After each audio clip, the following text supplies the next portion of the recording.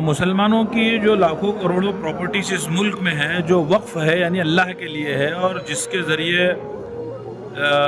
लोगों के मफाद के लिए काम किया जाता है, या मस्जिद है, मदरसे हैं, दरगाहें हैं, ये जितनी प्रॉपर्टीज़ है वक्फ प्रॉपर्टी है। इसको रेगुलेट करने के लिए हमारे मुल्क में एक वक्फ एक्ट था ऑलरेडी, गवर्नमेंट ने उसमें अमेंडमेंट किया है, तरमीम की है और नया वक्फ अमेंडमेंट एक्ट 2024 पार्लियामेंट में पेश किया है। ये बिल मुसलमानों के लिए बहुत नुकसानदेह है, हमारी मसाजिद के लिए, मदारिस के लिए, दरगाहों के लिए, कब्रस्तानों के लिए, खानकाहों के लिए।